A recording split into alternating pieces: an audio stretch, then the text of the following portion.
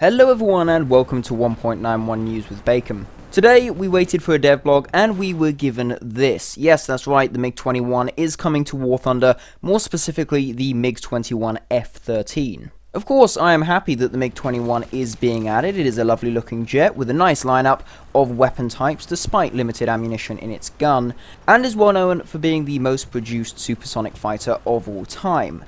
But we are now seeing Mach 2 capable jets being added into War Thunder when we have nations such as France, Britain and Italy which do not even have a Mach 1 capable jet yet. Now of course that could all change in 1.91 despite some mods saying that we will not be seeing any more vehicles for Britain this update. We could still see an Italian F-104, perhaps a Mirage for the French, and maybe just a Lightning or a Phantom variant for the Brits, even though they of course have said no more vehicles for the Brits. Gaijin have been known for saying that something won't happen and then doing it anyway. Although personally I will not be betting on that happening. Of course if it does that would be great, but looking at Gaijin's tactic in the past, these nations may just be left hanging until a future update. Now the Americans of course seem likely to get something. Personally I would think it would either be an F-8 Crusader, an early F-4 variant, or perhaps a Starfighter variant. Of course there are other aircraft that could fill the slot as well, but those are the ones that I feel are most likely to fill that spot.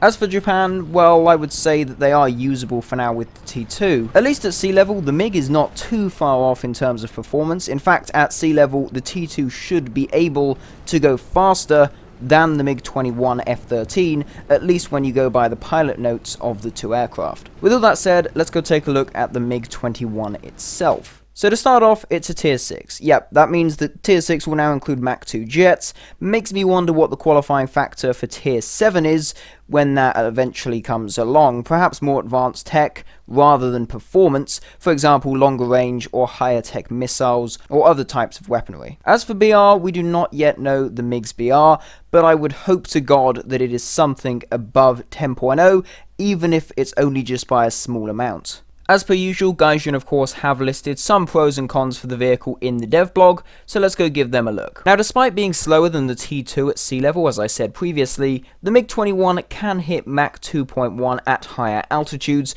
which does make it the fastest aircraft that we currently see for addition into the game. Of course, there is still an opportunity for us to get something even faster this update, but at least at the current time, this is the fastest aircraft we know of coming to War Thunder.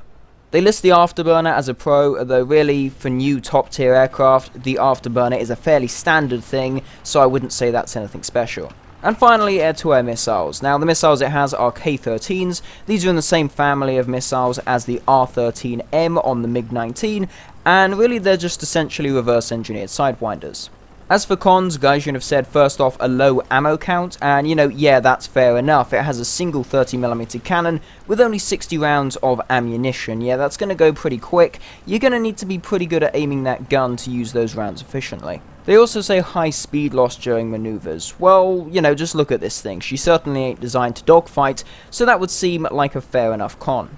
Now the MiG-21 does also have a multi-role capability with a suit of ground attack ordnance. Firstly, 57mm rocket pods, unguided of course, and these have 16 projectiles each, so you do have a nice suite of those. Now I would presume that you have 2 of those rocket pods rather than just the 1.